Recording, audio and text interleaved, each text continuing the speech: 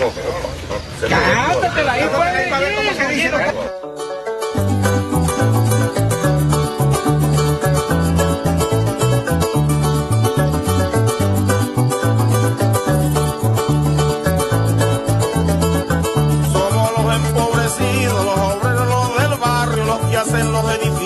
Pero viven en los ranchos, somos los esclavizados, primos, parientes, compadres, los tiernos, los renegados, los míos, caen culpables. Nosotros somos los pobres, todos nosotros luchamos. Nos hablamos y escuchamos de la miseria de la gente, nosotros somos la clase asaltada desde siempre, entre dolores y sueños, sin que nos doblen el hambre, somos los patas en el suelo, los que no los para nadie. Nosotros somos los pobres, todos nosotros luchamos. Somos pa' los poderosos, chumas, turbarumpen, monos, malandros, zarrapastrosos, borrachos, vagos y flojos, los sardosos, las cachitas, los macacos, el perraje. Nosotros somos chavistas, nosotros somos la calle. Nosotros somos los pobres, todos nosotros con Chávez. Somos del 89, el 27 de febrero, del 92, el 4 de abril, el 13 guerrero. Somos para el capitalismo, las lacras, los marginales, somos los que decidimos el gobierno que nos cuadre.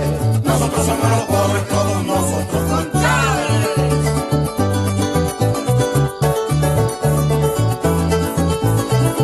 Ni esperanza ni utopía, pues somos el horizonte y de la necesidad el pensamiento. Buenas noches, ¿cómo están todos? Bienvenidos a La Hojilla. Bien, hoy estuvo el presidente en cadena, aprobado 499 millones para la Universidad de la Ciencia de la Salud. Estuvo haciendo unos pases, entre ellos un pase al Estado Portuguesa, donde hubo una movilización bien importante, estando ya Diosdado Cabello, estuvieron movilizando a la gente en Portuguesa. El presidente venezolano Nicolás Maduro concedió pases vía satélite hasta la región llanera venezolana Estado Portuguesa para inaugurar un consultorio popular tipo 1, desde el municipio de Agua Blanca. Reinaldo Castañeda, gobernador de la entidad portuguesa, y el alcalde Primitivo Cedeño se dio paso a conocer la calidad y los servicios prestados por el recinto, entre los cuales destaca puericultura y niño sano, medicina general integral, atención prenatal, vacunación, visita domiciliaria y atención a la familia. En el marco de la contraofensiva popular, el presidente expresó satisfacción por las movilizaciones del pueblo revolucionario hechas en la región central, de punta a punta. La juventud llanera portuguesa colmó las calles. Por cierto, el presidente mostró un video, si lo tienen por allí, un video de las movilizaciones. Si es posible conseguirlo, se los agradecería, de las movilizaciones en todo el país. Hechos violentos en Venezuela, el primer mandatario reseñó la captura de responsables de hechos violentos en el país en regiones fronterizas venezolanas. Por allí también tenemos una nota sobre eso, unas incautaciones de armamento que hizo el ministro de Interior, de Justicia y Paz, el mayor general Reverol. Por la frontera del sur y Apure capturamos paramilitares, no le voy a dar tregua al terrorismo y a la derecha, ellos tienen suficiente espacio político, pero es solo para hacer daño, no tenemos poder legislativo, buscaron nuevamente el camino de la violencia, apurados por el imperio. El presidente ratificó el compromiso del gobierno para mantener la paz en el país, exhortó al pueblo para que se mantenga en constante vigilancia, articulando denuncias, coadyuvando a erradicar focos de violencia por parte de intereses ajenos a la revolución. Una cosa, ¿cómo quedó el juego de Argentina-Venezuela? 2-2. Empatamos a los argentinos. No importa, pero lo empatamos. Por cierto que el presidente cedió su espacio para este partido de Argentina-Venezuela. Quería empezar con alguito por allí. Porque parece que en Venezuela las noticias nuestras no repercuten al exterior. Voy a comenzar primero. ¿Tienen la de Reverol allí, la nota de prensa de Reverol? ¿La tienen? Colóquenla, por favor. ¿La tienen? Colóquenla. La primera operación se realizó en el estado Apure, específicamente en el Arauca, durante los días 3 y 4 de septiembre. Por estos hechos, fueron detenidas 5 personas y abatido un sujeto de nacionalidad colombiana. Asimismo, se incautaron 4 vehículos, además de municiones y armamento de alto calibre. Específicamente 85 granadas de 40 milímetros, granadas de alto explosivo, que se denominan así, que son de 40 milímetros, igualmente 3 granadas de mortero de 60 milímetros. Importante destacar 800 metros de cordón detonante, 4 miras telescópicas, una gran cantidad de cartuchos, de munición, 4.000 cartuchos de 7.62, partes y piezas de fusiles, así como pasaportes, uniformes militares, también material de intendencia, carpas, igualmente lanzadores de mortero, mecha lenta. Por su parte, la Dirección de Inteligencia Militar logró desmantelar a un grupo armado en el estado Portuguesa. Se hizo un allanamiento donde se presumía presencia de armas de fuego y continuando pues con todas estas investigaciones que tienen que ver con los actos desestabilizadores, y en este caso pues se produjo un enfrentamiento en el momento del allanamiento de la comisión por parte de funcionarios de la Dirección General de Inteligencia Militar. Ahí se lograron incautar un conjunto de armas de fuego, 2 fusiles, 3 escopetas, cargadores, así como también miras telescópicas y una gran cantidad de municiones. El ministro Reverol aseveró que estas acciones se mantendrán a fin de garantizar la soberanía y la paz en todo el territorio nacional. Luz Marina Delgado, La Noticia. Según la oposición, esto es mentira, ¿verdad? Tenemos otra nota, ¿verdad? De los 90 paramilitares o algo así, que agarraron por aquí, por cerca de Miraflores. Anda buscándomela, por favor. Porque es que la oposición ha estado haciendo varios shows, así, rapidito. Salió Freddy Guevara, se presentó, que ya lo vamos a ver, se presentó en el ministerio de la Fiscalía, en la Fiscalía, se presentó diciendo que ellos son machitos, pues que no importa, que ellos están esperando que vengan, si es que ellos tienen que meterse presos, ellos van presos. Hay un reportaje bien bueno sobre eso. Tenemos por allí lo de los paramilitares, que tampoco, parece que la oposición tampoco tiene nada que ver con ellos, ¿verdad? Vamos a verlo. Hemos practicado la detención de 92 personas de nacionalidad colombiana e indocumentados, que están en un proceso de identificación en estos momentos con el SAIME y con la Policía Nacional Bolivariana, donde se presume que debe haber un alto porcentaje de paramilitares a escasos kilómetros del Palacio de Miraflores, repito, del Palacio de Gobierno.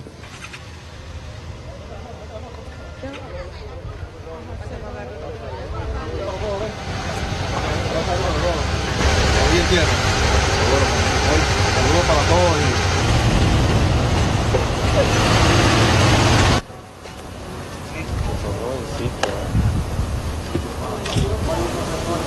¿Cómo? Mira, María, no te vamos a quemar el pelo.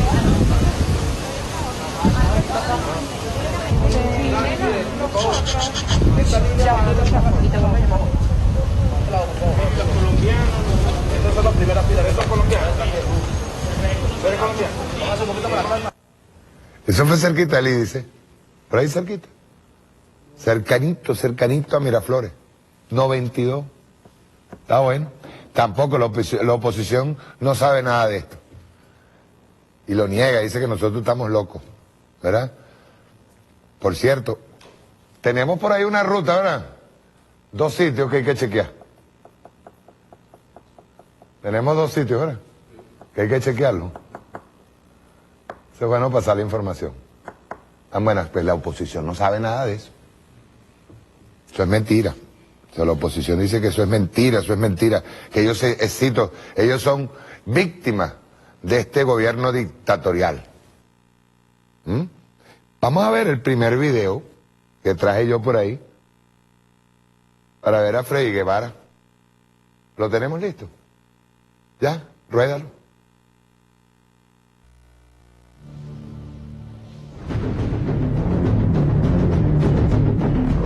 Hemos venido a la Fiscalía General de la República a hacer lo que se va a hacer voluntad popular, dar la cara por Venezuela. La semana pasada, el presidente de la República estuvo vociferando a los 4 vientos y que en Venezuela había un golpe de Estado, y se atrevió a decir que el partido que estaba montando este golpe de Estado, nos descalificó como banda terrorista en los medios de comunicación, nos responsabilizó a nosotros como voluntad popular. Y hemos venido a solicitar a la Fiscalía General de la República que nos diga si existe o no un procedimiento contra voluntad popular y nosotros mismos ponernos a la orden de investigar cualquier tipo de acusación absurda que nos quiera vincular con un cambio no democrático en Venezuela. Voluntad Popular quiere darle un mensaje muy claro al pueblo de Venezuela y al gobierno nacional. Nosotros estamos dispuestos a ir presos si ese es el rol que nos toca hacer para que en Venezuela haya cambio. Nosotros estamos dispuestos a asumir los sacrificios que hemos asumido y lo que nos toquen, si con ello vamos a contribuir a liberar a Venezuela. Dejen la persecución. Y si nos van a detener, nos detienen a todos de una vez, porque este kikiriwiki no nos lo vamos a estar calando, de que ande con una amenazadera cada 3 días y cada 3 segundos. Y que lo tengan muy claro. Si nos toca ir presos, estamos dispuestos a asumir ese sacrificio.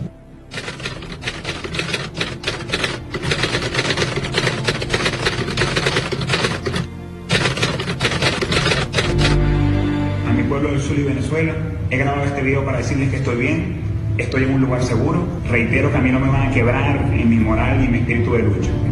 Siguen los allanamientos, siguen las persecuciones, simplemente por dar la cara y por luchar por una mejor Venezuela. Hermanas y hermanos, la única forma de combatir el terror es en la calle, es con determinación. Este es un pueblo que perdió el miedo. Tengan valentía, tengan coraje como los dirigentes de Voluntad Popular.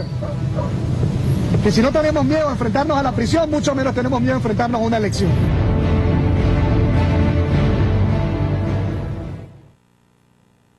Les voy a decir algo,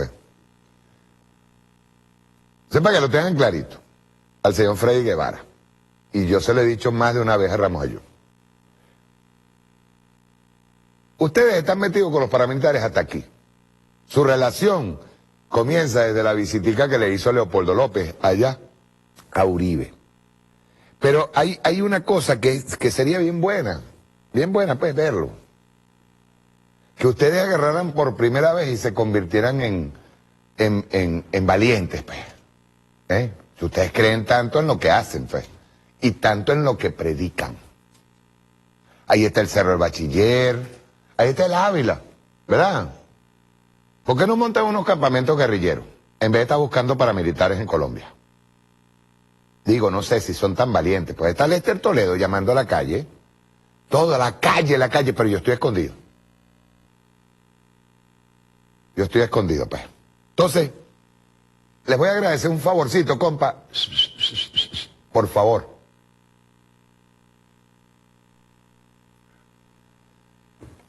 Les voy a leer un artículo que me enviaron de Esther Chiaro, conductora del programa radial Al Instante. Me lo enviaron por acá. Dirigentes opositores están en un diálogo de sordo con las autoridades electorales. Y la estrategia de la MUP es desestabilizar al país con la excusa del revocatorio. Vean bien esto. La Mesa de la Unidad realmente quiere realizar un referéndum revocatorio. La actuación de sus dirigentes desde que el Consejo Nacional Electoral aprobó el informe de validación de las manifestaciones de voluntad que la califican como solicitante, indica que su estrategia está dirigida a generar desestabilización en el país con la excusa de una convocatoria cuyos lapsos están claros, pero ante los cuales esa dirigencia hace oídos sordos. El pasado 1 de agosto, el directorio del Poder Electoral anunció la aprobación del informe que indicaba la validez de las manifestaciones de voluntad para que la coalición opositora, que dicho sea de paso, está pedida por la coalición, porque ellos inscribieron el revocatorio bajo el nombre de Mesa de Unidad Democrática. Para los próximos días le vamos a tener unas sorpresitas, ¿ves? Yo pienso, yo personalmente, responsablemente les digo que ese revocatorio es ilegal y es anticonstitucional, es extemporáneo. O sea, no es que sea anticonstitucional haber tratado de convocarlo, sino que es extemporáneo. Haber tratado de de convocarlo, sino que es extemporáneo. Quedemos claros en eso. Pero no importa.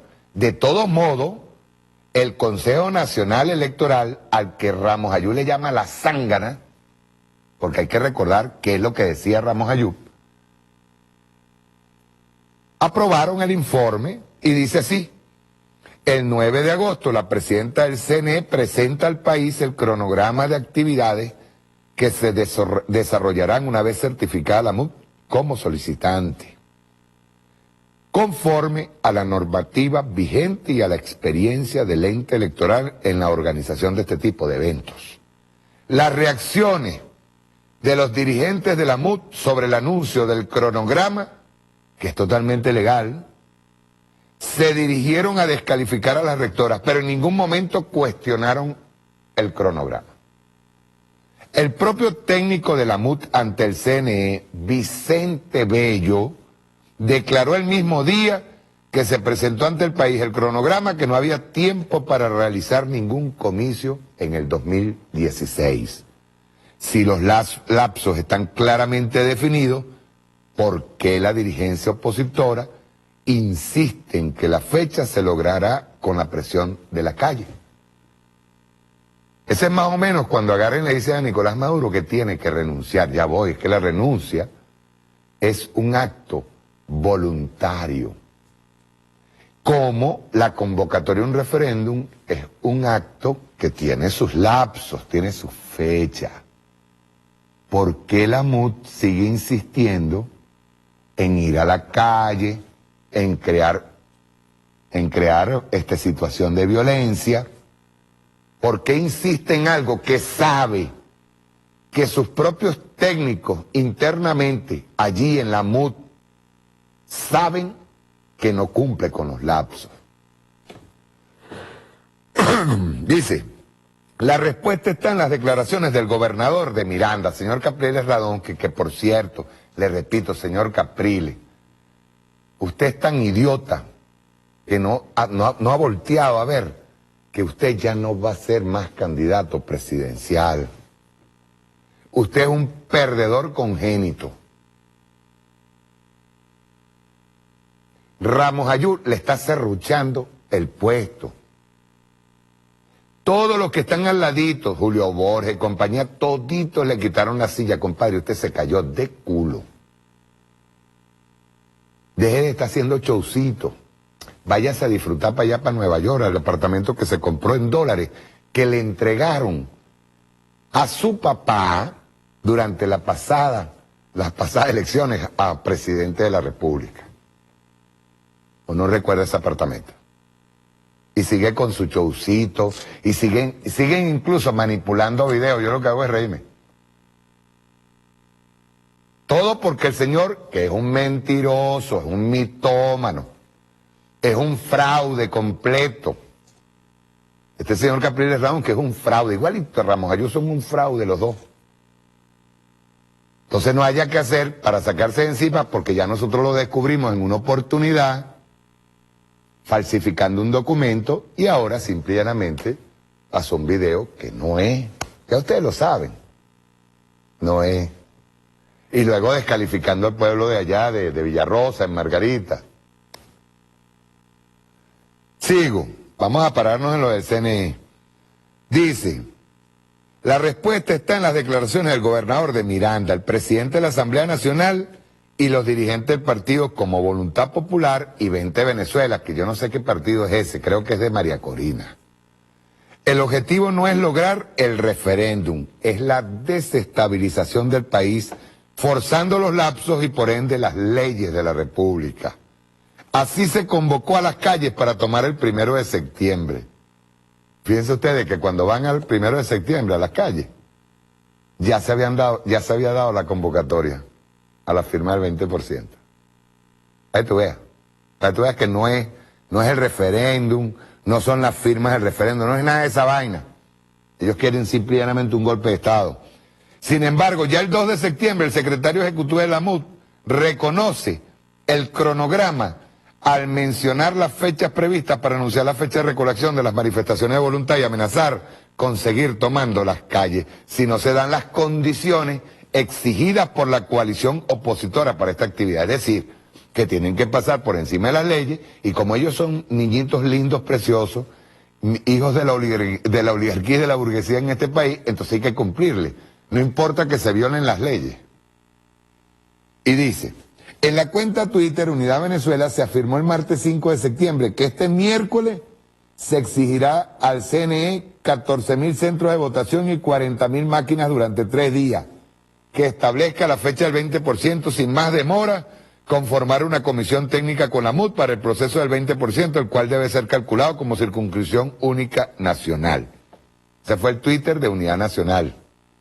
Tales exigencias son ilegales, ya que el número de máquinas y centros de recepción se establece de acuerdo con el artículo 24 de las normas para la promoción y solicitud de referéndum revocatorio. No es una decisión arbitraria.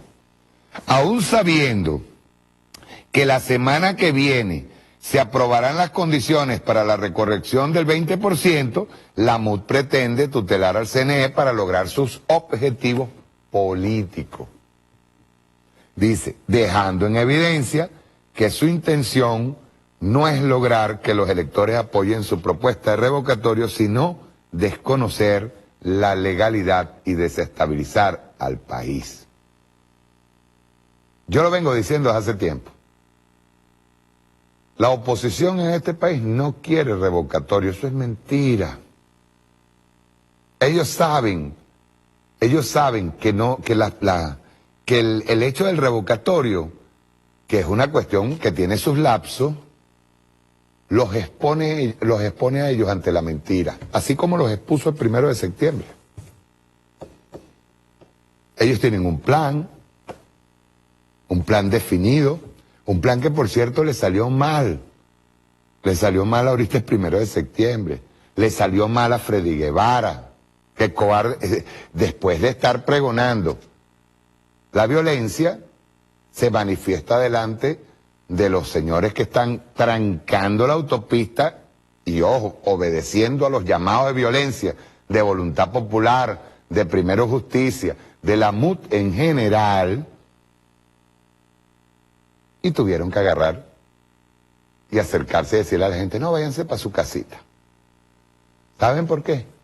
Porque las movilizaciones populares nuestras se dieron en todo el país. Tenemos el video que presentó el presidente. ¿Lo tenemos listo? Por favor. ¿Lo tiene listo? Ponlo.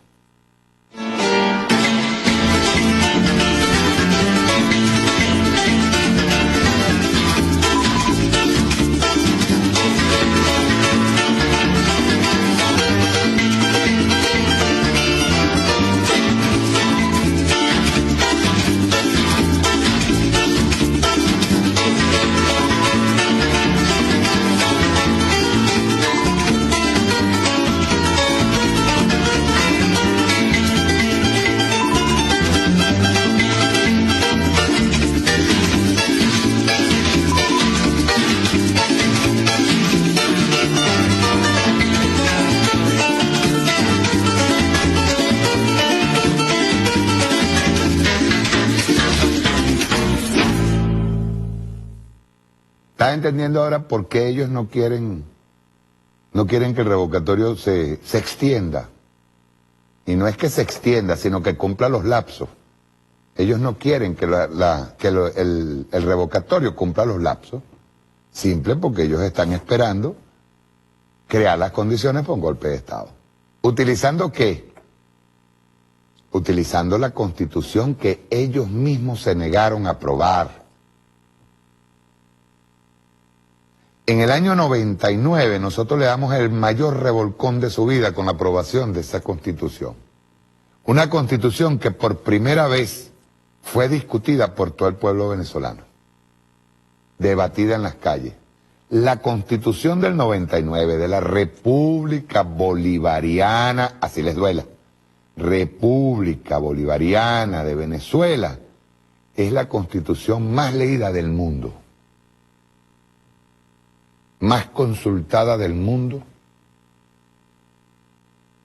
y más vendida del mundo más distribuida del mundo. Es la única constitución que realmente fue estudiada por todo un pueblo. Y sin embargo, el señor Ramos Ayub consideró, lo dijo cuando ganaron las parlamentarias, consideró que esa constitución fue un traje a la medida para el comandante Chávez. Y esa la estudió el pueblo venezolano. Y le voy a decir algo, aún más. Pues yo hoy no me voy a detener si Ramos Ayub es esto, es aquello. Nosotros vamos a hacer hoy, a profundizar sobre un trabajo de los 12 apóstoles de Pedro I, de lo que era la Cuarta República. Esto es bueno que lo veamos. Que lo veamos. Hay gente a la que no le gusta la historia, pero la historia es tan buena, tan positiva cuando la sacamos al aire, y les voy a explicar luego por qué. Pero esa constitución que ellos pretenden no solamente derogarla, o sea, ellos dicen que reformarla, y realmente es llevarla a ser letra muerta o simplemente destruirla y regresar a la Constitución del 61.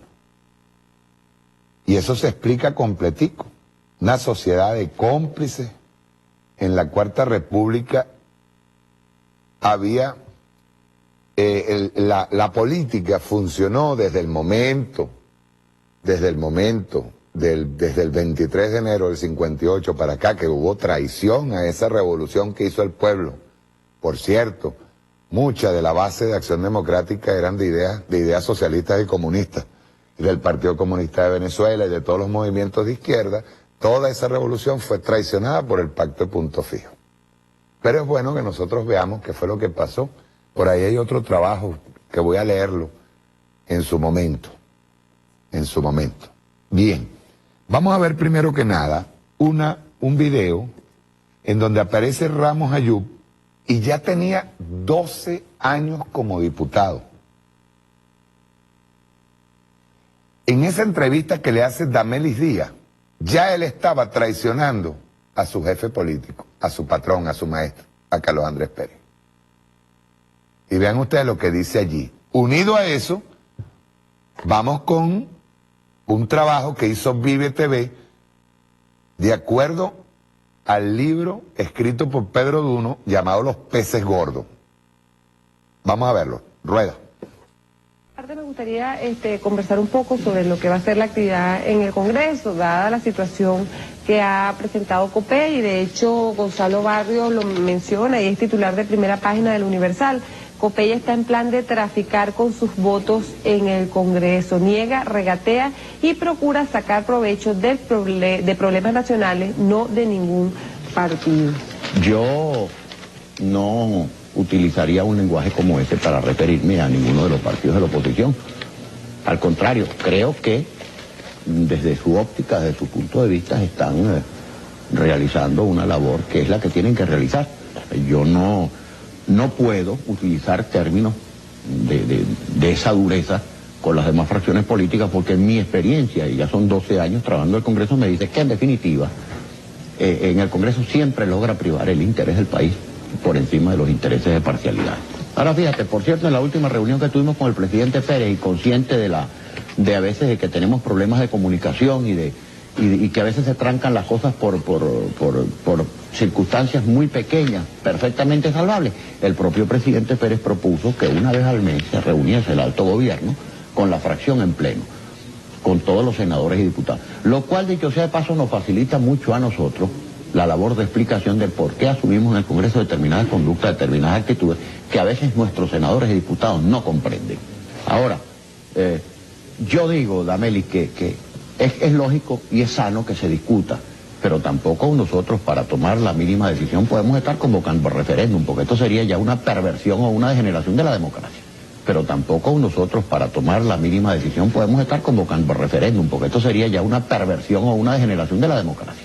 Tendría realmente muchas cosas de qué hablar, porque he tenido la fortuna de ser protagonista o actor fundamental en muchos hechos de gran significación para la historia de la democracia en América Latina.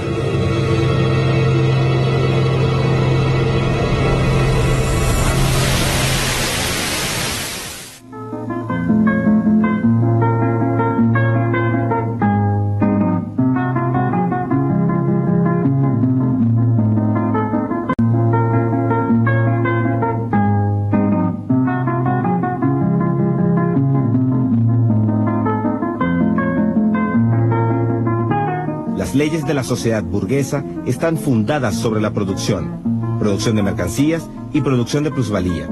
El capital tiene su origen en la explotación de los trabajadores asalariados.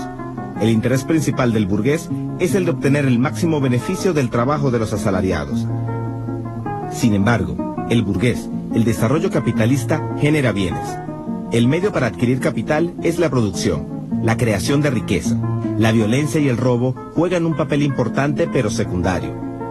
Trabajo, producción, ganancia.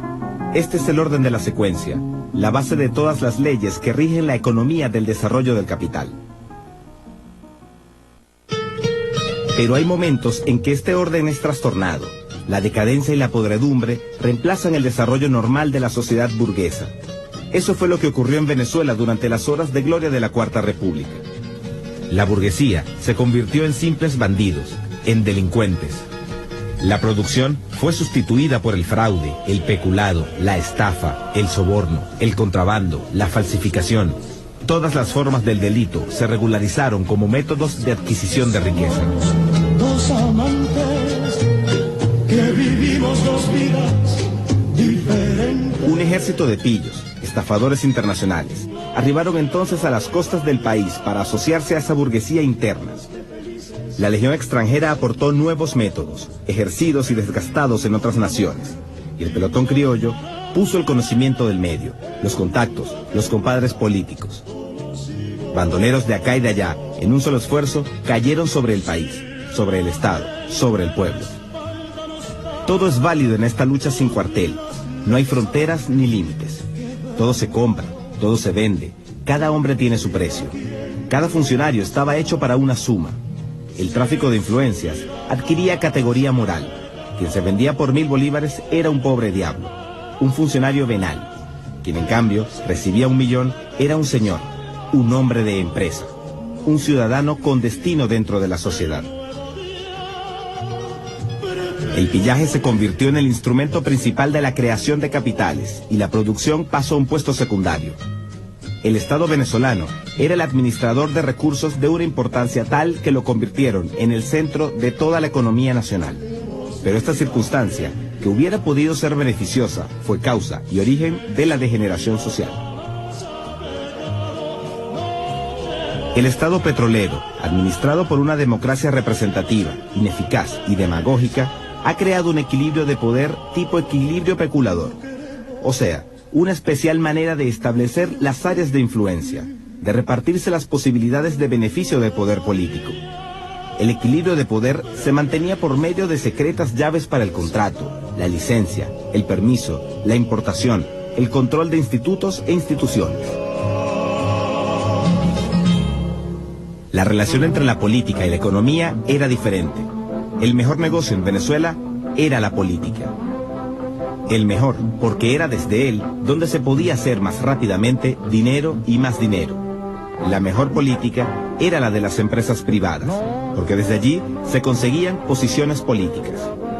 Es más, los hombres de empresa iban y venían de su oficina particular a un ministerio y de un instituto a su fábrica. Prácticamente, desde el derrocamiento de Marcos Pérez Jiménez, era una ley secreta pero cumplida, que en cada gabinete entraban ministros representantes de los grandes empresarios. La Junta presidida por Larrazábal inauguró este nuevo estilo con la incorporación al Ejecutivo de Eugenio Mendoza y otros ministros puestos por los empresarios. Los gabinetes de Betancourt, Leoni, Caldera y Carlos Andrés Pérez han perpetuado esta costumbre. La han convertido en un derecho adquirido, institucional. Todo gabinete democrático era una partida arreglada entre los grupos económicos dominantes, más las fichas políticas que servían para darle contextura y cobertura, para enmascarar y hacer aceptable la realidad. Los gabinetes se presentaban como reuniones de mafia, donde cada grupo tenía su padrino. Allí discutían, se ponían de acuerdo, se distanciaban o se acercaban, pero al final establecían lo que será para uno y lo que será para otro. La americana te busca y tú le tienes que huir.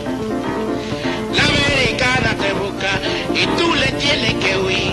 Tu inglés era de Taiwán, en Taiwán igual tú, Víctor Manuel, tú no sabes inglés. Tú no sabes inglés, Víctor Manuel, tú no sabes inglés. Tú no sabes inglés, Víctor Manuel. Tú no sabes inglés. No te enamores más nunca, Víctor Manuel, si no sabes inglés. Ay, aquí tú no sabes inglés, tú no sabes inglés, tú no sabes inglés, tú no sabes inglés, Víctor Manuel, tú no sabes inglés. Ni el pueblo, ni el Estado, ni la nación contaban en esta jugada. Sin embargo, como el equilibrio peculador tiene su fundamento en los partidos políticos, era necesaria la demagogia, la propaganda. Había también que nutrir a una numerosa burocracia partidista, a la prensa, a los intelectuales, a la iglesia, a los jueces, al ejército. El pueblo, los obreros y campesinos, los marginales no contaban. Para ellos, hambre y desempleo, enfermedades y penuria. Para ellos, humillación y marginamiento. Dentro de este contexto, el trabajo había perdido su papel creador fundamental de la sociedad. El país había perdido la fe y la confianza en el trabajo. Y en el campo se estaba debilitando el hábito y la habilidad para la faena agrícola. Un país que olvida la tierra es un país enfermo, en peligro de muerte. Este desarraigo era consecuencia directa del estado de malestar moral y psíquico de una nación corrompida. Tierra prometida de las empresas multinacionales. Con los cambios económicos y políticos a niveles mundiales, Venezuela se convirtió en la más conveniente trinchera de relevo del imperialismo norteamericano. Política y delincuencia no podrán separarse más que con un cambio profundo, con un esfuerzo nacional muy intenso por utilizar las fuerzas de todo el pueblo, de la mayoría sana e intacta, que estaba oculta bajo la esfera del poder. Mientras exista el pueblo, la nación no puede perecer.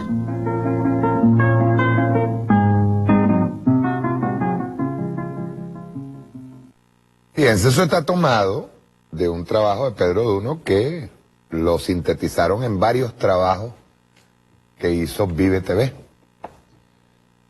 Yo encontré hoy una tesis de grado de la Universidad del Zulia de 4 personas. Yo no sé si son escuálidas, no sé qué tipo de inclinación puedan tener ahora. Pero hicieron su tesis en base al delito de cuello blanco en Venezuela. Las relaciones entre el poder político y el económico, como parte de una explicación estructural de este delito. ¿Por qué yo quiero hablar de esto hoy? Porque muchos de nuestros jóvenes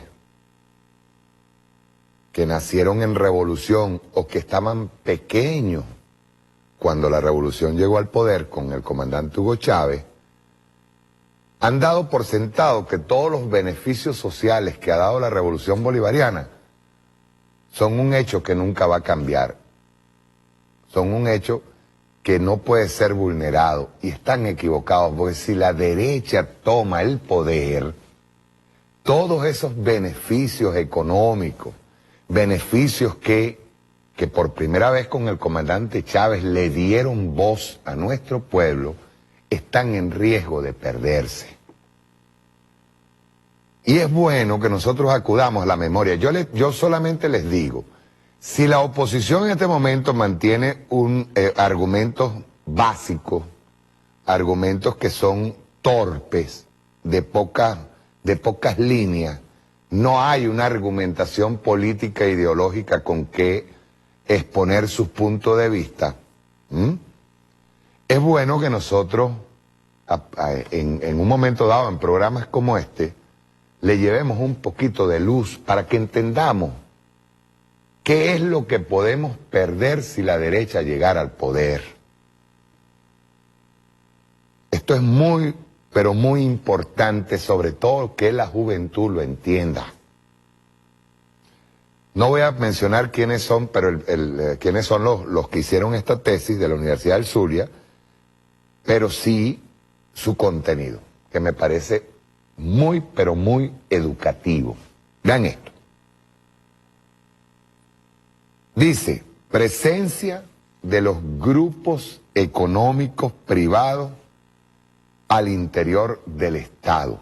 Y dice, hemos escogido este periodo de 1968 a 1978, 10 años, para concertar el análisis de las relaciones entre los grupos económicos y el Estado, utilizando para ello la perspectiva de análisis instrumentalista por el hecho de que durante el periodo de Carlos Andrés Pérez ocurrieron cambios muy importantes en la economía, principalmente ocasionados por el alza de los precios del petróleo en el mercado mundial. Y eso fue por la guerra de Yom Kippur, quedemos claros. Y la nacionalización petrolera. Esto conduce a que el país se vea de un momento a otro con una gran cantidad de dinero para administrar, aumentando así rápidamente su poder económico, al punto de tener ingresos anuales que sobrepasan los 40.000 millones de bolívares. ¿Por qué les menciono 40.000 millones de bolívares? Porque ahorita cualquiera que un joven que escuche 40.000 millones de bolívares dirá que eso es poco dinero. No, para la época era todos los reales del mundo. Es más, para la época, se los pongo así, que fue la época de lo que llamaron la Venezuela Saudita, una persona compraba un carro con 15.000 bolívares. Un Malibú full equipo costaba 17.000 bolívares. Vean ustedes, hagan la comparación de lo que son 40.000 millones de bolívares de ingresos a un Malibú full equipo de aquella época que costaba 17.000 bolívares. Saquen cuenta. Un Chevette costaba 8.000 a 9.000 bolívares. Un Chevette cuando salieron nuevos. Este gran poder económico del Estado hace que éste tenga una mayor participación en la economía del país e invierta capital propio en los diferentes sectores de la economía. Aumente el número y capital de las empresas del Estado, incluyendo las industrias básicas como Sidor, industrias petroquímicas, etc. Pero voy más adelante. Dice aquí, el Estado se va a convertir en socio de las empresas transnacionales y de los capitales venezolanos en las empresas mixtas, entre las cuales las más importantes son las de la industria petroquímica, las que se forman alrededor de la industria del hierro y en la industria del aluminio. Eso le llamaron en un momento determinado el cuarto plan de la nación. El Estado también se convierte en el gran financiador de los diferentes actores de la economía, creándose para ello el Fondo de Inversiones de Venezuela, el Fondo de Inversiones Industriales, el Fondo de Crédito Agropecuario. Esto además de la banca propiedad del Estado, Bandagro, Banco Industrial de Venezuela, CBE y los bancos de desarrollo regionales. Por otro lado, se plantean proyectos de reforma administrativa del Estado y se crean nuevos ministerios. En lo que se refiere a la burguesía, esta, frente a esa gran cantidad de dinero que existe en el país, se plantea cómo canalizar esos grandes recursos económicos y ponerlos en función de sus intereses. De allí, y este primer video expone que la producción se agota, el campo se agota, ya nadie quería sembrar. Y los ricos dejan de producir porque el Estado asume, digamos, el préstamo de dinero a esos ricos, préstamo que por cierto nunca regresará a las arcas del Estado. Y dice, según otros, este nuevo sector, vamos a leer esta parte, ¿no? La burguesía se traza una estrategia vinculada a los cambios que ocurren en la economía dentro del aparato estatal. La gran cantidad de dinero que existe en el país hace que aumente la acumulación del capital y crezcan y surjan diferentes grupos económicos en el país, hace que aumente la acumulación del capital y crezcan y surjan diferentes grupos económicos, algunos de los cuales hasta ese momento no eran muy poderosos. Sobre esto se plantean diferentes posiciones. Se dice que surge un nuevo sector de la burguesía, el cual va a tener una nueva relación con el Estado y con las transnacionales que se llamará burguesía emergente. Mucha de ella venía de afuera. Según otro, este nuevo sector financió la campaña electoral de Carlos Andrés Pérez en su primer mandato y luego en la época de Acción Democrática pasaron a ocupar puestos importantes en el Estado. Son los denominados 12 apóstoles. Todos estos elementos nos llevan a investigar las conexiones personales que existen entre los integrantes del aparato estatal y los representantes de la clase económicamente dominante en este periodo. Este análisis lo iniciamos desde el periodo de Caldera. Caldera, primer gobierno. Después de Leoni. Porque en él comienzan los cambios en la economía y en el Estado, aunque muy superficialmente. Además, para poder ver la diferencia en la participación de la burguesía en el Estado en ambos periodos. Fíjense ustedes, 1969 al 73, dice aquí. Algunas de las conexiones que precisaremos lo haremos relacionando los hombres que ocupan cargos importantes en el gobierno y en la administración pública mientras son directivos de organismos de importancia para la economía. Por ejemplo, Lorenzo Fernández, encargado del Ministerio de Relaciones Interiores, cuya hermana Mila Fernández de Espinosa fue fundadora y consejera de la fábrica de productos F. Actualmente, Armando Espinosa Fernández y Alberto Espinosa Fernández, sobrinos de Lorenzo, forman parte del Consejo de Coordinación de las Empresas Mendoza. El señor Alberto Espinosa es primer vicepresidente de CAP Venezolana de Cemento. Ojo, estamos hablando de una tesis en el momento en que vencemos era de Mendoza, del grupo Mendoza. Dice, quien es principal empresa del grupo Mendoza, de Eugenio Mendoza. Esto puede dar una idea del grado de relación que existe entre Copey y el grupo que dirige Eugenio Mendoza, conociendo a Lorenzo Fernández como uno de los máximos dirigentes de este partido, candidato presidencial en 1973, actualmente presidente de producción de Productos F. Estamos hablando del año 73, cuando Lorenzo Fernández era el candidato y Carlos Andrés Pérez le gana. En el Ministerio de Fomento aparece Héctor Hernández Carabaño, el cual, según Asamblea de Accionistas del Banco Nacional de Descuento de agosto de 1975, aparece como accionista del banco. En ese mismo año aparece como director principal de la institución, continuando hasta 1978. Según Domingo Alberto Rangel, es un representante del grupo Volmer. A cargo de este ministerio también estuvo la doctora, y ustedes deben recordarla, Aide Castillo, quien fue directora del Departamento de Investigaciones Económicas de las Empresas Mendoza. En el Ministerio de Hacienda conseguimos dos individuos representantes del grupo Volmer, Zuluaga. O sea, Volmer, Zuluaga. Son ellos, Luis Oberto y Pedro Tinoco. Esto se aprecia cuando Luis Oberto aparece entre los directores principales de la Sociedad Financiera Mercantil y Agrícola, empresa controlada por los Volmer, Volmer Zuluaga. Pedro Tinoco deja su puesto de presidente del Banco Mercantil y Agrícola para pasar a ser ministro. Además, era consejero legal de Iron Mine Corporation en Venezuela, representante en el país del Chase Manhattan Bank. Banco que posee acciones del Banco Mercantil y Agrícola. Dentro de este ministerio conseguimos a Luis Hugueto Arismendi, quien ocupa el cargo de director general del Ministerio de Hacienda en los años 1967-70. Además forma parte del directorio de la Comisión de Administración Pública de la Presidencia de la República. Paro aquí un momentico, nosotros siempre hablamos de Pedro Tinoco nada más. No, pana.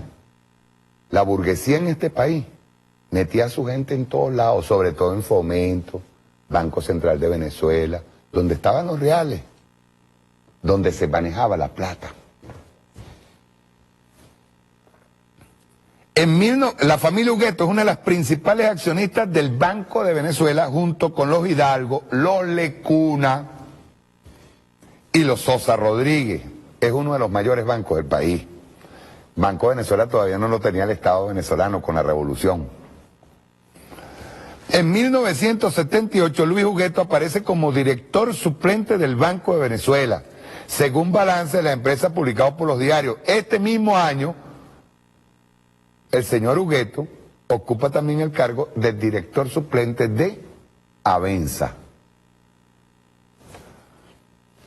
Ya Real llama Real, compadre, estaba metido. Es una mafia.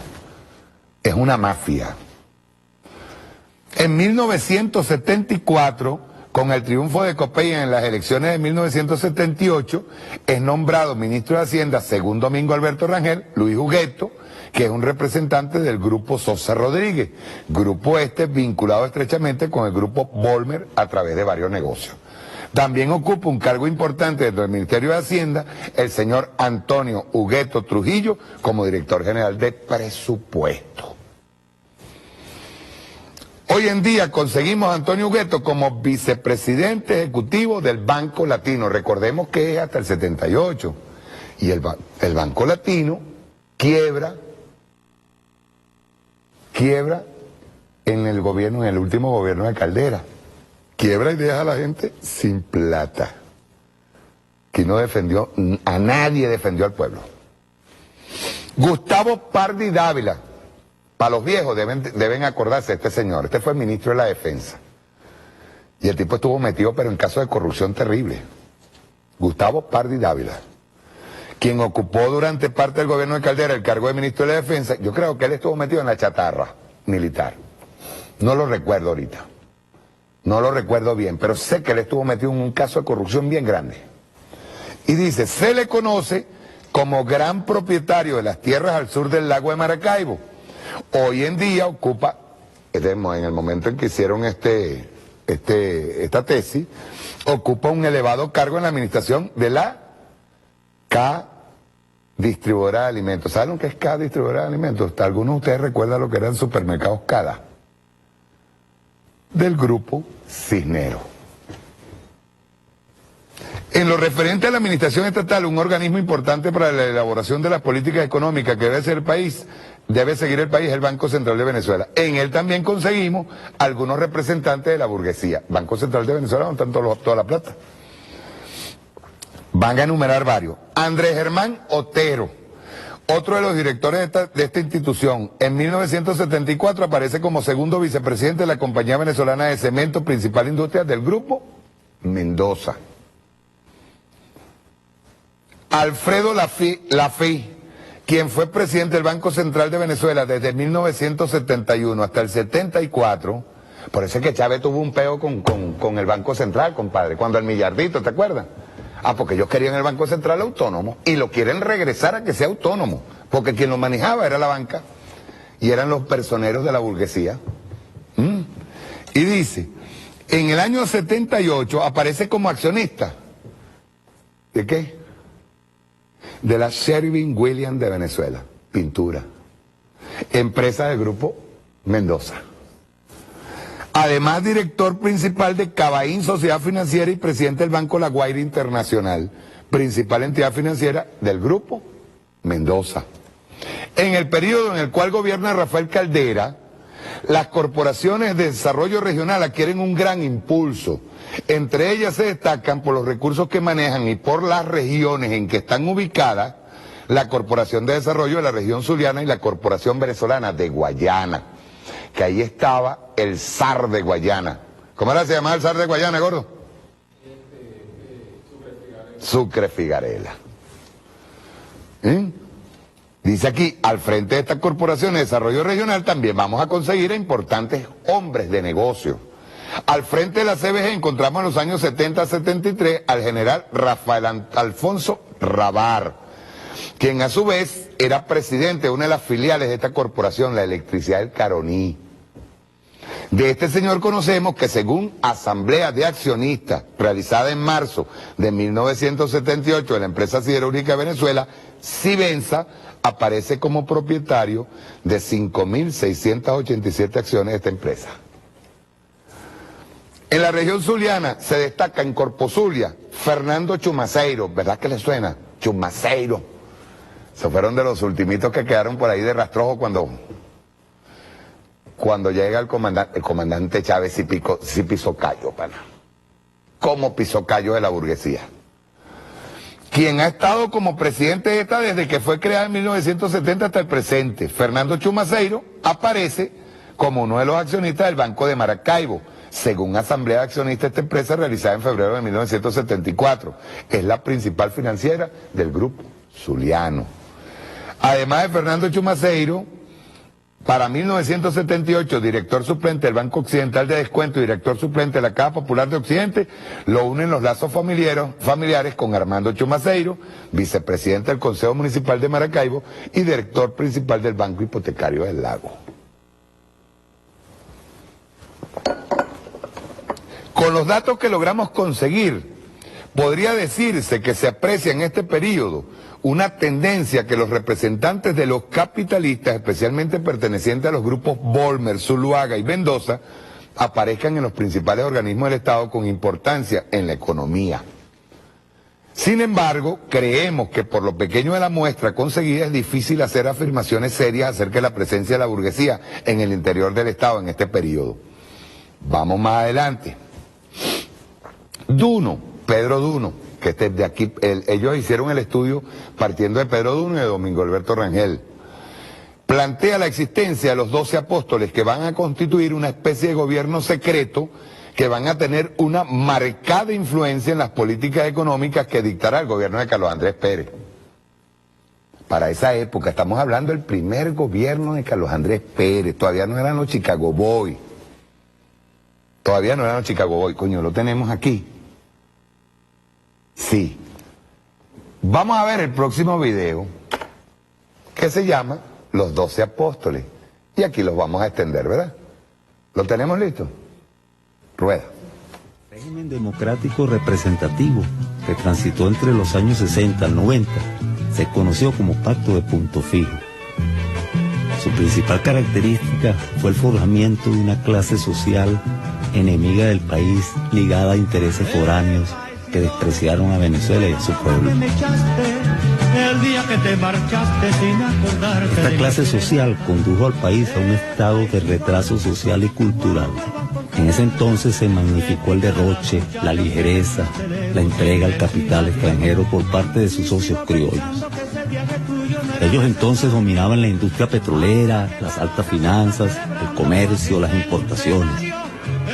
Producto de esta riqueza adventicia, se fueron consolidando un grupo de pícaros criollos, que fueron lacayos por naturaleza y cipayos por conveniencia, que contribuyeron en gran medida a la perversión cultural y económica del país.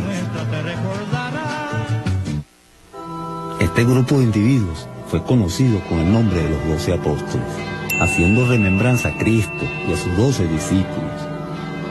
Mientras los apóstoles de Cristo practicaban la buena nueva y el evangelio, estos empresarios y pseudopolíticos, traficantes de ilusiones, sobornos y comisiones, llevaron su evangelio a los confines del país. La estafa la convirtieron en religión y los burdeles en templos.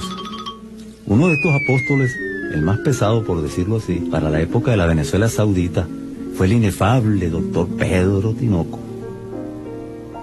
Este apóstol fue conocido por los demás por ser un hombre conocedor de vinos, de paladares exquisitos, de vestuarios apropiados. Pedro Tinoco fue el apóstol que habló repetidamente del tropicalismo verbal.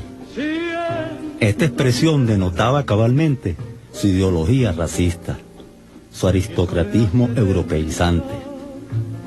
Su bufete representaba en aquel entonces las multinacionales.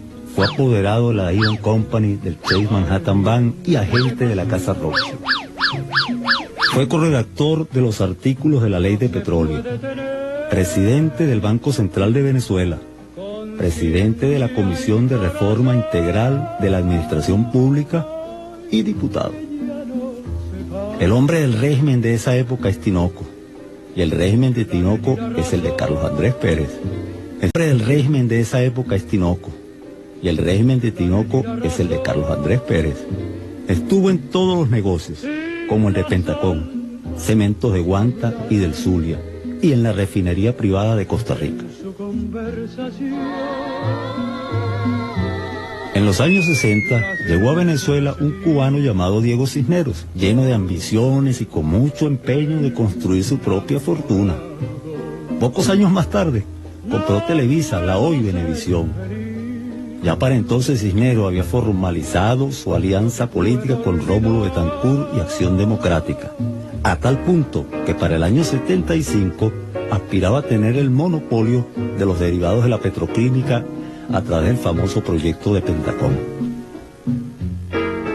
Este ambicioso ejecutivo se las trajo. ¿Quién sabe que en Venezuela el gran negocio era trabajar con el dinero del Estado en beneficio propio? La jugada consistía en desplumar el Estado. El Estado pone el dinero, asume los riesgos y el pseudoempresario se lleva los billetes. ¡Qué vaina, carajo! ¿Y qué decir de Diego Arias Salicetti? Uno de estos apóstoles inefables. Su principal característica, el exhibicionismo. La segunda, la viveza. Este apóstol con bastón de plata, con trajes de levita, con finas camisas de Londres, con un sibaritismo provocador, se jactaba de ser ídolo de plebeyos. En el gobierno de Pérez fue gobernador del Distrito Federal, además presidente del Centro Simón Bolívar, y por si fuera poco autoriza la compra sin licitación de 1.200 autobuses húngaros, conocidos famosamente con el nombre de Ícaros, con un sobreprecio de 75.950.000 bolívares. Naguará. Posteriormente aparece involucrado en una compra fraudulenta de unos terrenos ubicados por allá en Antímano y en Camurí Chico. Logró ser presidente de la Corporación Nacional de Hoteles y Turismo, CONAOTU, donde robó hizo sus mayores defraudes al país. En otras palabras, cobraba y se daba el vuelto. En Washington aprendió cómo se manejan las masas y cómo se trabaja la apariencia, y lo aplicó a la política. Está convencido que la política es un problema técnico y no tiene nada que ver con ideas ni principios. Piensa que la técnica se resuelve con dinero. La realidad debe ser escondida bajo la manipulación mediática.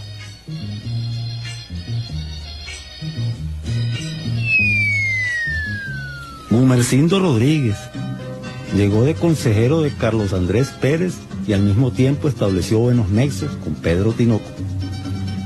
Trabajó para su escritorio, recibió contratos para elaborar informes y estudios para las empresas que representaba Tinoco. Estuvo conectado con las multinacionales, con grandes capitales foráneos. Luego de haber sido militante del movimiento de izquierda, dejó de ser propulsor de la revolución socialista para ser el agente del equilibrio social, escribiendo versos de izquierda para ser pagados con un whisky de derecha del carajo. Podemos decir que junto con Tinoco, Delfino, Tamayo, Gumersindo Rodríguez, son los progenitores de la filosofía del peculado y de la ética del soborno. Otro apóstol, Ciro Febres Cordero. Durante el gobierno de Raúl León, se hace socio del Banco Latinoamericano. Ya era hombre de mundo financiero. Su empresa Life recibe los contratos en todo el país. Es un privilegiado en todas las licitaciones. El triángulo andino de Ciro Febres Cordero, Luis Hugo Amador y Edgar Asís Espejo conforma el llamado Grupo Occidente. Al mismo tiempo, Febres Cordero fue el enlace del Banco Latinoamericano con el Banco de Occidente, significándose la relación del Grupo de Occidente con Pedro Tinoco, Gumersindo Rodríguez y Enrique Delfino. Vaya, qué coincidencia. El número de sus empresas aumenta a partir del año 1974, luego de que el gocho Carlos Andrés Pérez ganara las elecciones y pusiera el Estado al servicio de las oligarquías domésticas. Apóstol de cuna típicamente burguesa, Enrique Delfino hace su primer gran negocio cuando financia la campaña electoral del doctor Rafael Caldera en el año 68. En compensación recibe el contrato de construir a Parque Central por un monto nada más y nada menos de 1.200 millones de bolívares. En el año 73 financió junto con Cisneros, Febres Cordero, Los Cines, Bolmer, la candidatura del hombre que camina, Carlos Andrés Pérez.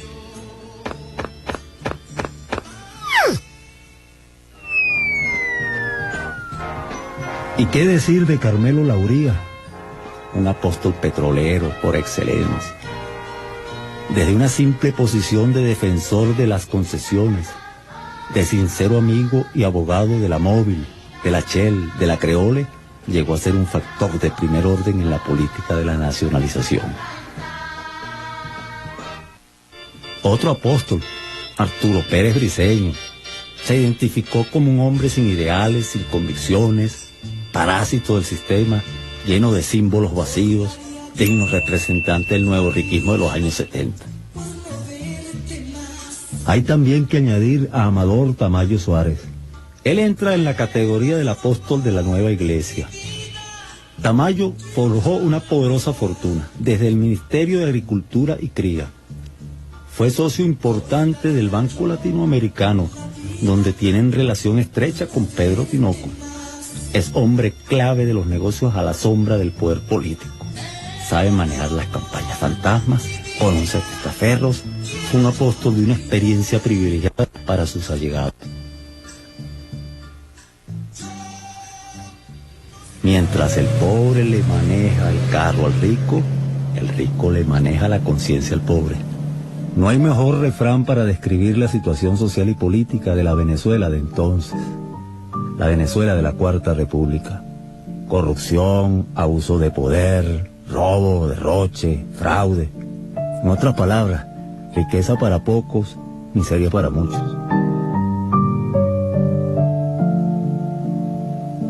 Claro, en ese momento no se imaginaban que la pirámide social se iba a invertir para acabar con esa infame situación de dominación y de abuso.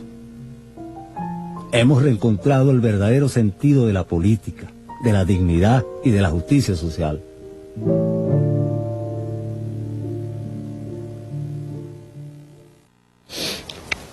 Dice aquí que los llamados 12 apóstoles, los mencionan todos, dice, hay un planteamiento sobre este mismo problema en la revista Proceso Político, donde se expresa que en este periodo se gesta un nuevo sector de la burguesía, una burguesía emergente, como ellos la llaman. Esta burguesía es un sector que se propone un nuevo modo de relación con las empresas transnacionales, una relación de socios. La base objetiva para lograr esta nueva relación es el gran aumento de la renta petrolera. Además, plantean una nueva relación con el Estado que se expresa en la creación de empresas mixtas con miras a los mercados externos. Este nuevo sector no está conforme con los mercados internos y se plantea expandirse a esos mercados, Centroamérica y área del Caribe y los países andinos, uniéndose a los capitales transnacionales y a los capitales estatales. Según la mencionada revista, este sector de la burguesía se propone disputar la hegemonía política dentro del seno de la burguesía. Recordemos que esa burguesía emergente es la que viene sustituyendo o uniéndose a la burguesía tradicional, a los apellidos tradicionales.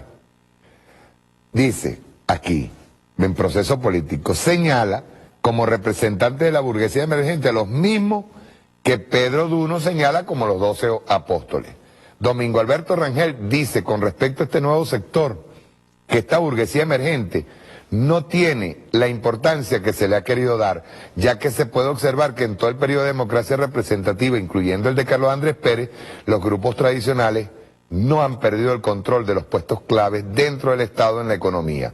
Ministerio de Hacienda, que es el más importante, Ministerio de Fomento y Banco Central de Venezuela. Además, la nueva función que se pretende dar a esta burguesía emergente, su vinculación con el Estado y las transnacionales en empresas mixtas dirigidas a los mercados externos, ya la está ejerciendo la burguesía tradicional. En la industria petroquímica se está introduciendo el grupo Volmer Zuluaga a través del grupo Sosa Rodríguez y sus empresas plásticas, y aquí van a recordar a una empresa que estuvo muy vinculada a golpe de Estado, las empresas Benoco y Químicas Benoco. Además de la presencia en la industria petroquímica del Grupo Mendoza, el Grupo Newman, a través de su fábrica de pintura, Sherwin-Williams y Pinturas Montana. También están presentes en esta industria el Grupo Zuliano, que participa en algunas empresas del complejo petroquímico El Tablazo. En la industria siderúrgica, los grupos que siempre han querido entrar han sido el Grupo Volmer Zuluaga y el Grupo Mendoza. Sin embargo, hoy día esta industria es poco rentable. Acuérdense que este documento o esta tesis está hecha en el momento en que Sidor está privatizada. Pues la vendieron. Es decir, y ahora nos vamos a... Por eso es que les digo, miren, el que no conoce la historia está destinado a repetir sus errores. Y nuestros jóvenes ahorita no tienen idea de cómo se mueven estos sectores, porque son los mismos sectores, ya nietos o hijos de esta burguesía, los que han seguido no solamente financiando las candidaturas electorales de estos sectores, de los sectores de la oposición venezolana, sino han venido financiando el golpe de Estado. A partir del momento en que llega el comandante Chávez, o que el comandante Chávez se convierte en un peligro, incluso sin llegar a la presidencia de la República, ya estos sectores comenzaron a prepararse para ejecutar un plan de asedio permanente que se incrementa en el año 2013, del año 2013 para acá se incrementa al 1000%. Ahora, vean esto. El tema de la vivienda, que tanto los adecos como han hablado, eso es igualito que cuando nosotros hablamos de Misión Robinson, los adecos salen corriendo y hablan de ACUDE. El tema de la vivienda. ¿Qué es lo que pasó en este país con el tema de la vivienda? ¿Qué está pasando a escala mundial ahorita con el tema de la vivienda? Y cómo este país, teniendo el barril de petróleo al precio que lo tenemos, seguimos cumpliendo con las viviendas. Les voy a explicar algo mucho más bonito en el momento que terminemos de ver este video. Rueda.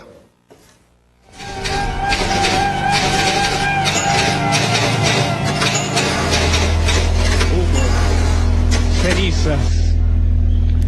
Si creyera en demonios podría decir que ellos han caído aquí para vaciar sus pailas llenas de tantas cosas malas, pero no han sido demonios lo que ha caído. Cuántas calamidades en tan poco tiempo. Poco tiempo. Tengo la impresión de que fue hace siglos que se soltaron por aquí, pero a veces también me parece que todo comenzó a parecer así.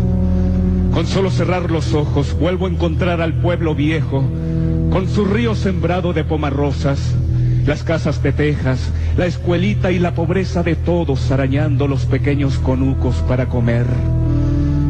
Por doquier los alambres de púas de los grandes latifundios, corriéndose cada día y estrechando más al pueblo, que se hizo todo.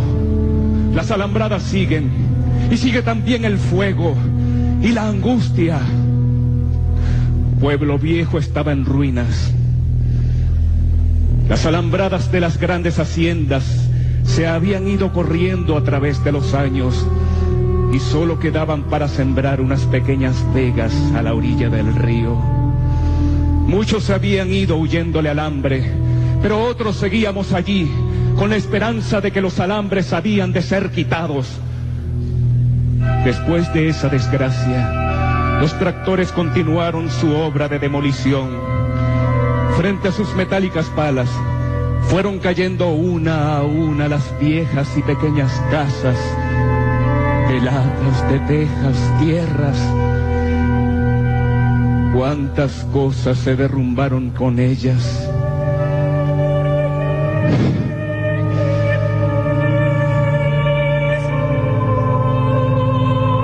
Todos nos marchamos a la orilla del río, muy cerca del lago, y allí nació otro pueblo, de latas, cartones y miserias, y otra vida nos tomó en sus manos.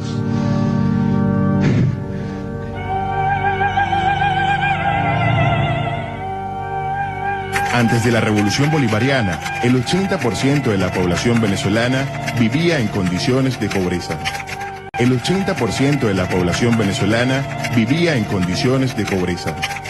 De ella, casi un 30% se encontraba en pobreza extrema. De los 40 años de falsa democracia, heredamos el drama de la vivienda. Los desgobiernos de la Cuarta República no llegaron a construir más de 30.000 viviendas en un año. En el capitalismo del siglo XXI se concibe el problema de la vivienda no como un derecho, sino como una mercancía. En países como Estados Unidos y España han embargado miles de viviendas que luego son inutilizadas para pasar a un mercado perverso que no respeta la vida humana. Las familias luego van a la calle a vivir en la miseria. Aquí está.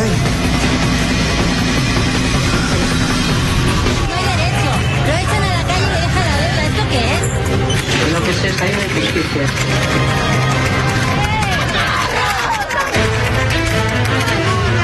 Quizás se preguntará cómo es que los bancos siempre son rescatados por el gobierno, mientras los ciudadanos, por el contrario, quedan a merced de los bancos, solos, indefensos, olvidados por el gobierno.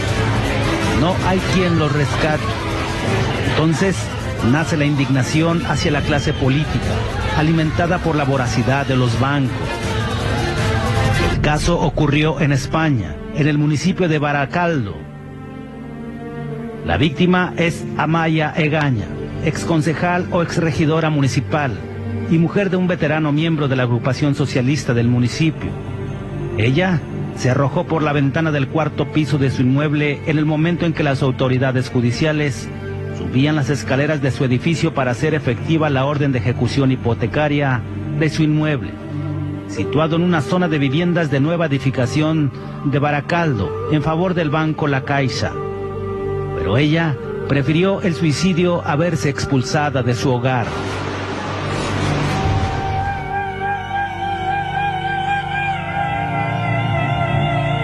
El capitalismo juega con la dignidad del pueblo, convirtiendo sus principales necesidades en mercancías. En el capitalismo, la crisis la pagan los pobres.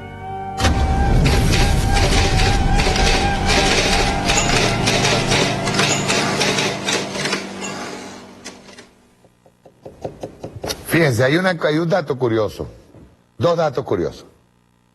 Uno, que en tiempos de la Cuarta República, con todo el dineral que tuvieron en las manos, ellos no llegaron a construir ni 30.000 viviendas al año. Esto es para que la gente aprenda. Y les voy a decir una cosa, y las 30.000 que construyeron en una cajita de fósforo. Aquí me debe estar viendo gente ya en el Perú, en urbanización en el Perú, en Ciudad Bolívar. Yo recuerdo cuando estaban entregando esas viviendas, esa era una vainita, una cajita de fósforo.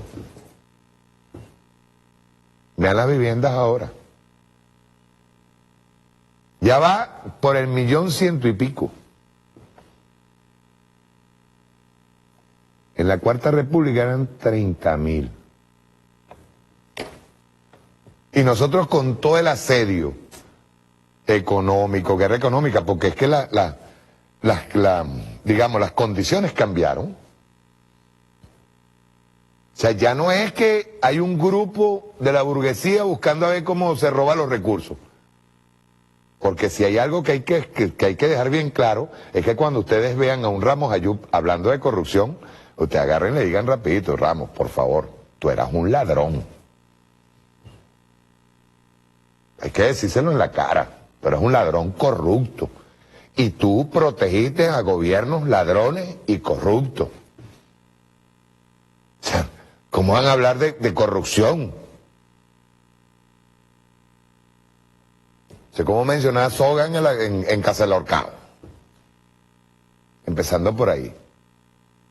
O sea, y el otro dato curioso es que justamente un país como España, que ha sido uno de los ejes, Bogotá, Madrid, Miami, de la conspiración en contra de la revolución bolivariana, se trate de hablar de ejemplo de democracia cuando allí se suicidan porque le están quitando sus casas. Ese es otro dato curioso. El petróleo. Vamos a ver este último documental por hoy. El petróleo en manos de la democracia representativa. Van a ver ustedes cómo el petróleo, después de la nacionalización, los sectores de la burguesía comienzan a, ya cercano a la llegada de Chávez al poder. Mire, aquí hay que darle gracias a Dios que Chávez llegó al poder, porque estaban a tirito de privatizar PDVSA. Van a ver ustedes un recorrido rapidito de lo que fue desde la nacionalización hasta que casi que privatizaron PDVSA. Rueda. Petróleo en manos de la democracia representativa. La política de los gobiernos de la democracia representativa, en las excesivas dádivas del petróleo y sus derivados al imperio, fue servil. Enriqueció únicamente a las élites, mientras el pueblo venezolano desvió su atención en asuntos banales. En el ámbito de la belleza. Se quedó sin voz, sin voto en las políticas económica, política y social del país. Estos gobiernos, con un populismo desbordante, se encargaron de maquillar las fachadas de Venezuela y de someter al pueblo a la ignorancia y a la miseria. En 1975, Carlos Andrés Pérez nacionaliza la industria petrolera y crea la empresa PDVSA, Petróleos de Venezuela S.A. Era claro que la política laboral y económica no favorecía a los sectores populares. La crisis del modelo rentista se agudizó en los años 80 por varias razones. La de más impacto fue por la caída de los precios internacionales del petróleo. Una vez que el imperialismo estabilizó y deprimió el mercado tras la guerra de Yom Kippur, la gran mayoría de los países del Golfo Pérsico se alinearon con Washington, prestándose a la violación de las cuotas de la OPEP, inundado el mercado de crudo y produciendo el derrumbamiento de los precios. A esta jugada también se prestaron los últimos gobiernos de la Cuarta República, con la meritocracia de PDVSA a la cabeza. Violando masivamente las cuotas establecidas por la OPEP, en clara conspiración contra los intereses de la nación, derrumbando así el precio del petróleo y eliminaron las regalías petroleras y bajaron los impuestos a niveles vergonzosos. La caída de los precios en la década de los 80 produjo una reducción drástica en los ingresos fiscales, una fuga masiva de capitales por parte de la burguesía parásita, estimada en $300.000 millones, y una reducción brutal de la inversión social por parte de los gobiernos socialdemócratas en un país que había visto quintuplicar su población en los últimos 25 años. Oiga, señor presidente, con usted la cuestión. Ya que se encuentra en la cima, escúcheme por favor. La crisis fiscal generada, la mega devaluación de la moneda nacional, el impulso privatizador del neoliberalismo, promovido por las élites, introdujo una contracción brutal del poder adquisitivo de la población, que de la noche a la mañana se vio privada de poder adquirir los insumos básicos de subsistencia, produciéndose el colapso del esquema rentista y la explosión social del 27 de febrero de 1989, internacionalmente conocido como el Caracazo, pero que realmente no se limitó a la ciudad capital, sino que se extendió por toda la geografía nacional. En 1983, toda la industria pasaba a manos de Venezuela, como cumplimiento de la ley de reversión, cumplimiento de los 50 años. No había que pagar nada por los bienes, instalaciones y equipos con lo que operaban las transnacionales. Era de esperarse que el gobierno de Carlos Andrés Pérez decidiera adelantar este proceso, lo que costó indemnización a las concesionarias cantidades que superaban los beneficios que ellas pudieran haber alcanzado en continuar operando hasta 1983. Estas compañías habían recuperado varias veces su inversión inicial. Cada concesionaria privada fue convertida en una filial, con sus respectivos contratos de asistencia técnica y comercialización. Así, la Creole pasó a llamarse la Goben, la Shell Maravén, la Móvil Llanoven y otras 10 filiales, todas con nombres terminados en Ben. Se promovía una política contraria a los intereses nacionales y a favor de los Estados Unidos, que iban claramente dirigidas a romper la OPEP, Organización de Países Exportadores de Petróleos. La alta gerencia de estas transnacionales pasó a constituir los equipos directivos de estas nuevas filiales y a los equipos técnicos y profesionales se mantuvieron casi iguales. Se contemplaba una política de expansión irracional, lo que ocasionaba un desabastecimiento prematuro de yacimientos petroleros. En los años 90 vino la apertura petrolera, con la que se volvieron a transferir las operaciones del sector público al sector privado, fundamentalmente al capital transnacional. Aumentó la autonomía de PDVSA y sus filiales respecto al Estado. Comenzó a aplicarse una política de debilitamiento del Ministerio de Energía y Minas frente a una PDVSA que escapaba cada vez más a los lineamientos y control del Estado venezolano. Se volvió entonces al viejo régimen de concesiones, esta vez bajo la modalidad de convenios operativos, asociaciones estratégicas y un proceso masivo de tercerización que terminó dejando a PDVSA en manos de compañías extranjeras. A partir de 1992, PDVSA dejó de ser rentable. Mientras la producción se elevó a un 50%, los costos operativos se incrementaron en un 175%. La posibilidad de vender al capital extranjero surgió como una posible solución.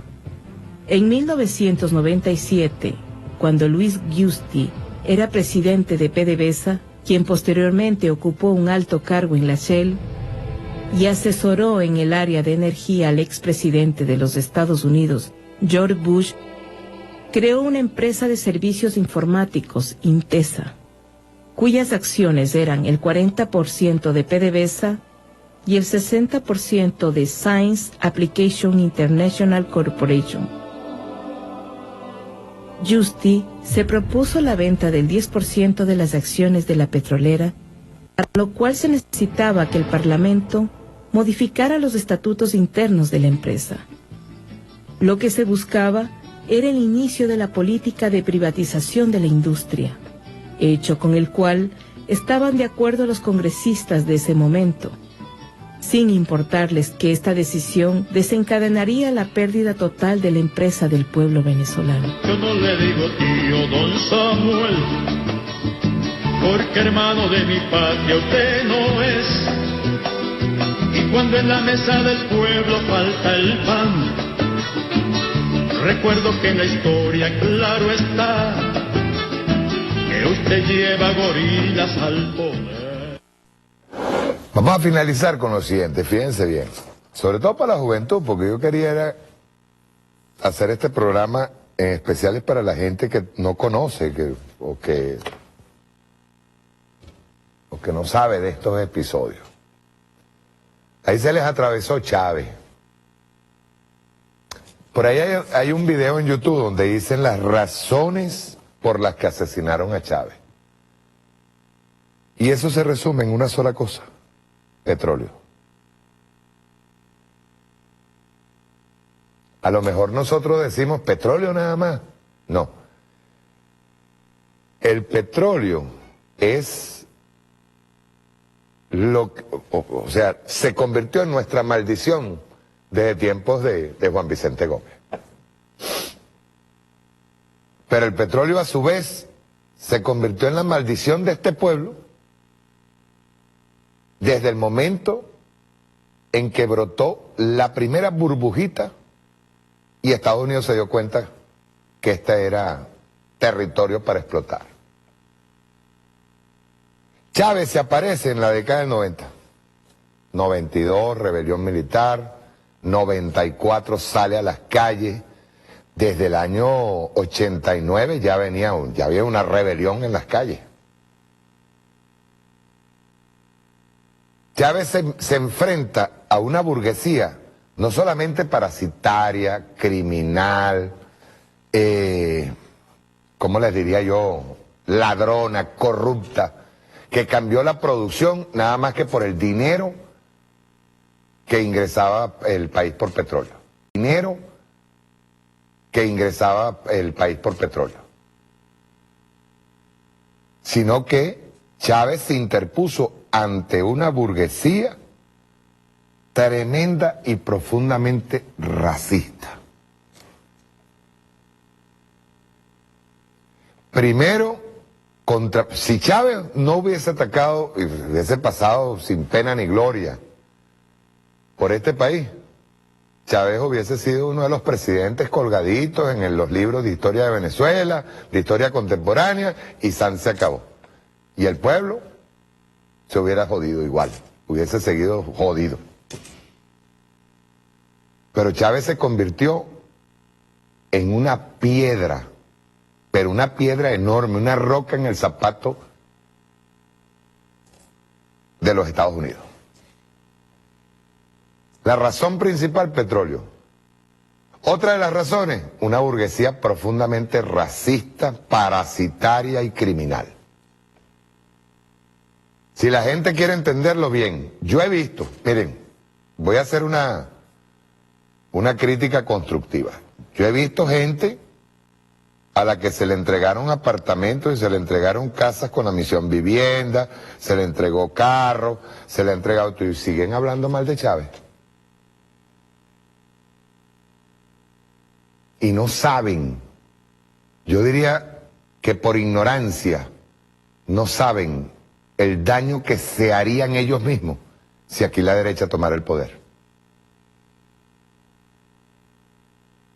Esa gente que todavía sale insultando a Nicolás, insultando a la revolución bolivariana y maldiciendo a Chávez, no sabe, escuchen bien, no tienen puta idea de lo que haría la derecha de nosotros permitirle, como pueblo, llegar al poder. No lo saben. Hay mucha gente aquí que agarra y habla y dice, no, que la libertad de expresión, que no me dejan hablar, que no me dejan decir. ¿Cómo que no te dejan decir? He visto en urbanizaciones, concretamente en Ciudad Tiuna, he visto gente odiar a los chavistas y sin embargo ese apartamento se los entregó la revolución bolivariana. Gracias a Chávez tienen ese apartamento. Gracias a Nicolás tienen ese apartamento, porque quien aceleró el proceso de vivienda, en medio del peor asedio que se tuvo desde el año 99 o 98 que llegamos al poder, fue Nicolás Maduro. Y nosotros tenemos una sociedad, escuchen bien lo que les voy a decir, y se los digo con toda responsabilidad, nosotros tenemos una sociedad que muy por dentro y enquistada por el sistema que nos impuso la burguesía durante todos estos años, incluso nos inyectó el tema del racismo. No solamente es que Nicolás es otra piedra para el zapato de ellos, por la defensa del legado, por la defensa de la revolución bolivariana y todo. No es solamente eso, es el color de Nicolás. Es el color y el origen de Chávez. Es el color y el origen de muchos liderazgos dentro de la revolución bolivariana. Esa vaina los enerva. Y eso está muy adentro, muy metido, compadre. Muy metido en nuestra sociedad. Sobre todo en nuestras clases medias. Muy metido. El tema del racismo es un tema que todavía nosotros no hemos encontrado. Cada vez que surgen estos movimientos violentos, en donde tú ves, por ejemplo, cómo se reciben alumnos todos blanquitos, por ahí salió un meme en Twitter que dice, consiga un negro a un negrito en esta visita a la Asamblea Nacional y se gana la lotería o se gana un premio. Ustedes ven ahorita lo que es la Asamblea Nacional con su presidencia y a quienes reciben. Y a quienes reciben allí la señora Diana Agostino como primera dama de ese paisito que se llama la Asamblea Nacional. Y son profundamente racistas, criminales, una burguesía criminal, una burguesía que sigue teniendo intacta el mantuanismo, sigue teniendo intacto lo que es la herencia de esa colonia española, y discúlpenme, de la conquista española profundamente racista también. Chávez les molestó desde el principio, por altanero, pero sobre todo por ser sambo. Les molestó desde el principio. Y encima de sambo, rebelde. Le salió cimarrón el hombre. Y eso no lo perdonaron nunca. Por eso yo decía, si nosotros resumimos en una palabra por qué mataron a Chávez, lo resumimos en petróleo. Pero dentro de esa palabra hay tantas connotaciones, compadre. De lo que una burguesía parásita, un Enrique Capriles que es un parásito, un Ramos Ayú parásito, ladrón, corrupto, profundamente corrupto. ¿Cómo se llama el de Valencia o el de Florido? Un tipo que proviene de los empresarios parásitos, profundamente corruptos, ladrones,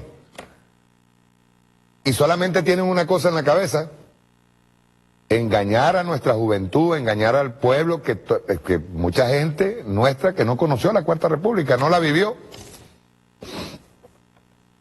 Yo le decía en estos días a David Nieves, le mando un saludo ahí al comandante, a David Nieves le decía que si esta revolución se cae, Chile se va a quedar pendejo. Porque sería como desatar los demonios de 17 años de revolución, camarada. Desatar los 17 años en que esa oligarquía vive pendiente y atenta a ver cómo hace y nos quita el Estado. Pero no es solamente para robarse todos los reales. Miren, eso es igualito que el sector salud. Me disculpan porque yo sé que hay muchos médicos en el sector privado que nos ayudan y meten la mano y trabajan duro también en sus momentos de trabajo hospital y todo. Yo lo sé porque los he conocido. Hay mucha gente dentro del sector privado de salud que le echa bola, pues trabaja para la revolución también. Algunos hasta escondidos, pero trabajan. Pero nada más en el sector salud, que hoy lo estaba comentando el presidente. Imagínense ustedes, todos aquellos antichavistas que estén sacando cuentas de cuántas tomografías, de cuántos exámenes, de cuántas consultas se ha perdido el sector privado en billetes, porque ellos ven eso como un negocio. El paciente, para el sector privado de la salud, estoy hablando de las grandes clínicas, los holdings de esas grandes clínicas, ven al paciente como un billete. Y no solamente como un billete, sino que parten primero inicialmente de quitarle hasta lo último a las aseguradoras. Y después al final, sin ton ni son y sin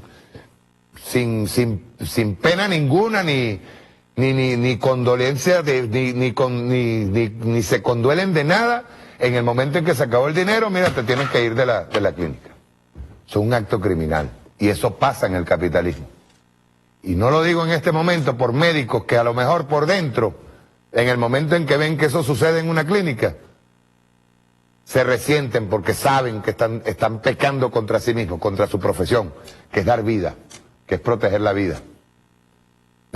Eso, se lo decía yo el otro día a David Nieves. Decía: David, esta revolución se cae. Y de paso le voy a decir otra cosa. Gente de izquierda que se dice de izquierda que está jugando que esta vaina caiga. Que esta revolución caiga, camarada. Porque creen que del caos, creen que creen que del bochinche, como decía Miranda, va a venir una revolución nueva, renovada. Qué equivocados están. Qué equivocados están. Yo se lo decía a David Nieves, le dije clarito y raspado, esta revolución se cae, Chile se queda pendejo. Porque estos tipos llevan 17 años calculando las posibilidades de cómo van a hacer para destruir. Pues escúchese bien, no es que vamos a sobrevivir como fuerza chavista, no. Ellos van a tratar de desaparecer todo vestigio de chavismo en este país. Y si para ello, y apoyados por el gobierno norteamericano, necesitan un genocidio, lo harían con muchísimo gusto. Si no, pregúnteselo a Ramos Ayub y que se lo pregunte a Coromotico, que lo tiene atrás. Chao, nos vemos el sábado.